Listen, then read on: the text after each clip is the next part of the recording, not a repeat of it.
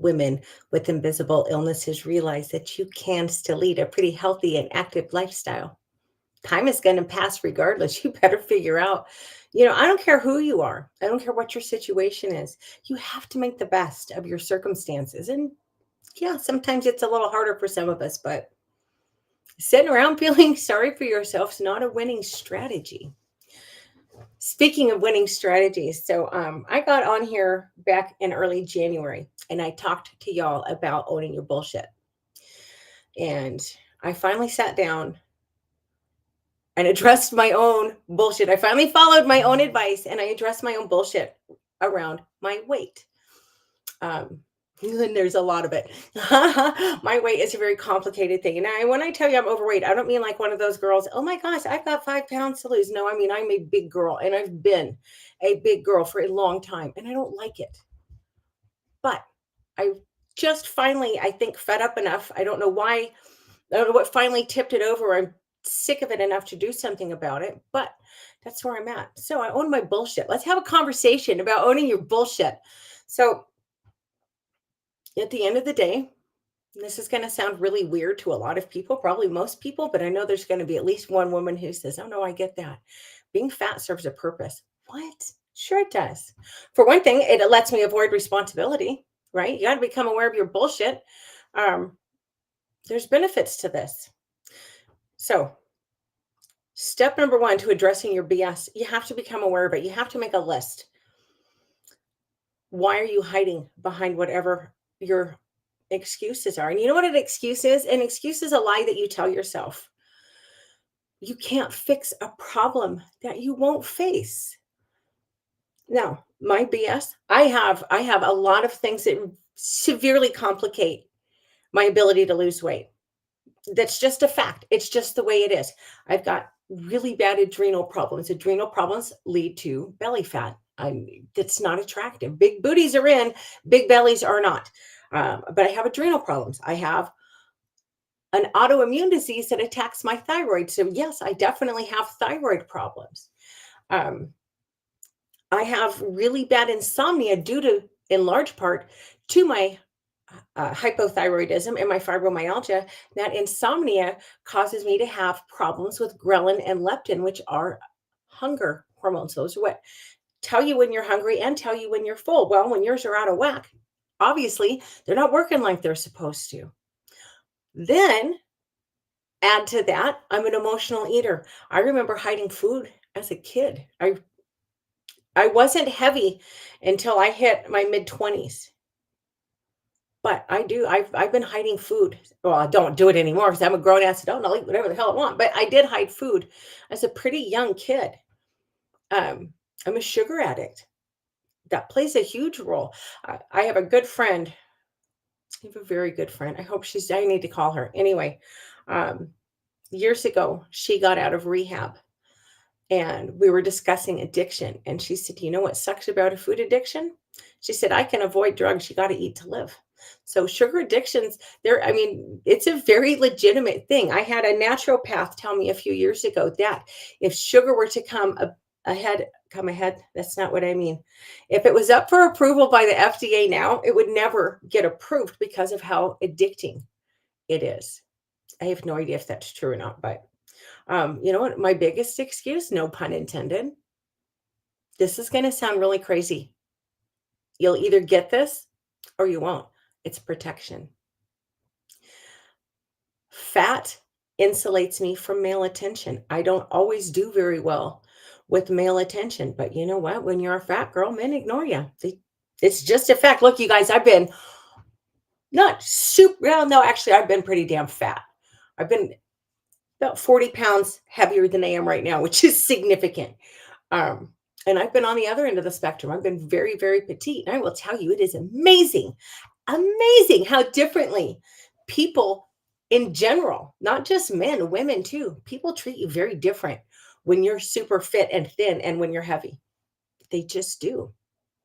But that shield from male attention, that's been really important to me for a lot of reasons. And we're not going to go into all those today because some of it's really not any of your damn business. But all of these challenges are just that, they're challenges. None of those things mean it's impossible for me to lose weight. But I've hung my hat on every single one of those excuses for decades as to, oh, this, I can't lose weight. I can't do it. Well, no, I can't do it if that's my attitude. So first I had to become aware of the BS I was telling myself. I had to become aware of my excuses. Then I had to figure out step number two is figure out what the benefit is. Well, I don't have to be responsible. I can eat whatever the hell I want, right? That's always nice. You don't have to worry about it. I hide behind it. It's a good excuse not to do things. It's a good excuse to. Yeah. When I lived in Southern California, this is when my weight problems started, was when I was in California because I was not happy. I was using food as comfort, and that's not it's not a coping mechanism. Um, but I used it at, oh, I don't want to go to the beach. Oh, I don't want to go out to the river. I'm too fat. I don't want to, and I didn't want to go because I wasn't comfortable with the way I looked. Well, you know how much crap I've missed out on? That was 25, 30 years ago. I still have the problem. I'm still missing out on things. And it's because of choices that I make. But my benefit was I had a good excuse to not do anything. I had an excuse to frankly feel unattractive about myself. I, again, for a multitude of reasons, I have a lot of confidence issues. It stems back to some unresolved, I hate to use the word trauma, but I don't know what else to call it. I know that word's overused, but you know what? Also, the flip side of that is sometimes things are just trauma. They just are. Um, but that's the benefits for me. I get to hide behind it. I don't have to pay attention. I can be irresponsible. So, step number three, journal about it. So I did. I finally did. I got my journal out and I journaled about it. And after I went through, okay, what are the excuses that I'm telling myself? What would my life be like if I could fix this? Well, now I want to be very clear. Losing any amount of weight is not going to magically make you happy. It's not going to magically make you love yourself. Okay. So do not get that out of what I'm about to say. That's not going to happen. You have to like who you are. It won't matter what size you are. It won't matter the size of your bank account. If you don't like who you are, you're always going to be unhappy. That being said, well, what would my life be like? And it made me reflect back to years ago. A good friend of mine asked me, what would your life be like if you were healthy? I was like, oh my gosh, I can answer that, can't I? No, I couldn't at the time because I wasn't there mentally at the time. I couldn't envision it. I don't think it was even something I could grasp as a concept. Well, for me, at least, in my opinion, which you know what they say about opinions, just some random chick off the internet. So keep that in mind. But in my opinion, based on my experiences, health and weight are very tied together. I know a lot of people try to say, no, that's not true, but bullshit. You're being overweight causes a multitude of very well documented health problems. You know what? I've already got health problems up to here. I don't need more. But I started thinking about, well, what would my life be like? Now, again, it's not going to magically make me confident, but I will feel more comfortable in my own body. I will feel more comfortable when I'm traveling. I do not spill over the seat of an airplane. I'm not even close to that, thank goodness. But I do notice a difference from when I used to fly when I was smaller and I had more room. I don't like being crowded up against people I like to go to Texas. It's a 15-hour trip. I am jammed up. Even if I'm on the aisle, which is my preference, I still feel, you can't put your legs out, you can't put your arm out the aisle, you're going to get run over. I want to be more comfortable with myself. I want to be more comfortable when I travel. I want to be able to buy the clothes that I want to buy. I want to be able to wear the things I want to wear instead of trying to dress to hide my body, which is what I've been doing for a long time. I want to wear dresses. Hell, I want to wear sundresses. I want to be able to go to the damn store and just buy clothes and not worry about, is this going to be big enough here? Is that going to be long enough to cover the belly? Is it going to be big enough to cover the boobs? It's I belly dance. I have wanted a belly dance costume for so long, and I've always given myself excuses, the main one being my weight, but it's impractical. I'd hardly ever wear it. Well, you know what? I don't give a damn how impractical it is. I want a belly dancing costume. I work my ass off and I deserve to have a pretty costume. So I wrote down my goal weight. Well, it's not really a goal weight. I don't care what I weigh at the end of the day. I just know where I want to be. So I have a goal that I'm working on. And when I reach it, I'm going to buy myself a beautiful belly dancing costume. So I already have that reward in place. And I got to tell you, I'm having so much freaking fun looking at different belly dance costumes. There is some amazing stuff out there. Well, then step number 4 in the process of owning your bullshit, you got to get moving. Time marches on. It waits for nobody. Obviously, I've been fighting this crap for decades. And I did. I got busy. I have been for the past week, which isn't very long, but for me, a week of food journaling is huge because I hate it. I hate it. But I'm allowing myself a little grace. I get frustrated with food journaling because I do a lot of my own cooking and I do a lot of very healthy cooking. And it can be difficult to get your actual nutritional information. And I can get bogged down in them. Well, if it's not perfect, I'm not doing it. I'm letting that idea go. Like I make a really good autoimmune paleo version of broccoli cheese soup. There's no dairy in it. I know for a fact it's not nearly as full of fat well, actually it might be as full of fat as regular broccoli cheese soup because it's got a whole can of coconut cream in it, but it's a lot healthier. I don't know how to really get that in there. I tried putting it in the recipe thing. It didn't work out. It was telling me, no, you've got errors. Your fat and carbs and everything don't work out. So I said, to hell with it. And I just went with what was broccoli cheese soup from the database. Is it perfect? No. But you know what this is allowing me to do? In addition to giving me an idea of course, calories I'm consuming, it makes me think about what I'm going to eat. Do I really want to eat this? Or am I bored? Am I lonely? Am I mad? Why am I eating this? It's helping me address my emotional eating. I started intermittent fasting. Now I can't do, 16 and 8 would be ideal.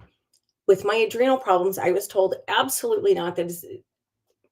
But that's my goal to work up to. So I'm doing 12 and 12 right now. Is that huge? No, but it's a start. I got moving because time does march on. And finally, you have to love yourself enough to face your bullshit and to push through it.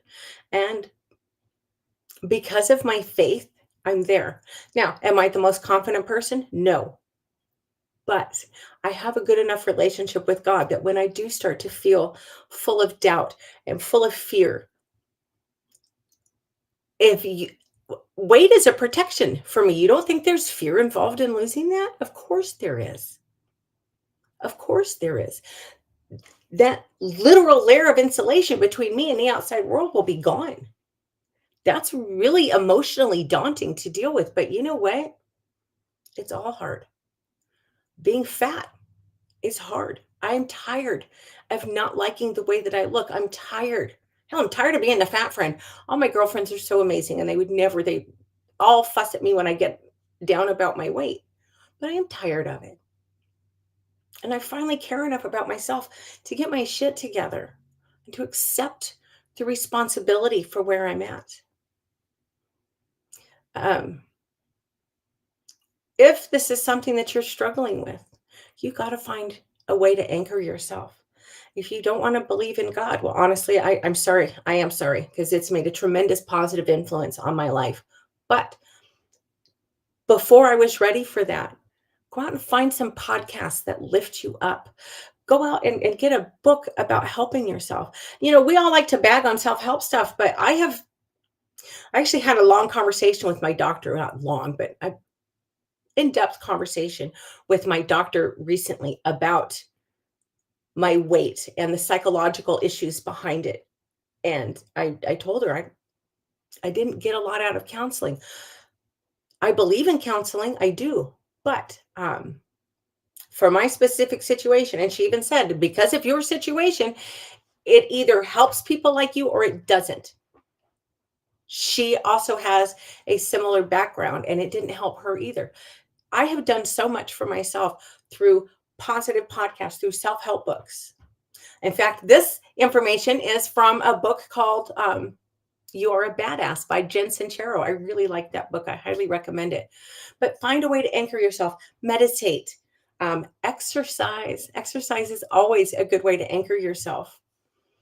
But you have to love yourself enough because this stuff, it's not easy. It is not easy to face your own bullshit. And I tell you what's a lot harder is getting on the internet and telling the whole world what your bullshit is. This is probably one of the hardest videos I've ever done. But I also think that's important because I know I'm not the only person out there who's struggling with this. Something's only impossible if you decide it is. If you want if you want to earn more money, if you want to lose weight, if you want to build up your relationships, whatever it is, then do it. Figure out what your bullshit is. Figure out what excuses, what lies you're telling yourself around whatever it is that you want. You got to face that down. You've got to slay those dragons before you can move yourself forward. And I really hope that you love yourself enough to do the work. Anyway, I'm off my soapbox. That's all I have for today. I hope you'll have a wonderful afternoon and evening, and I will be back Wednesday at 11 o'clock Alaska time. Thanks. Bye.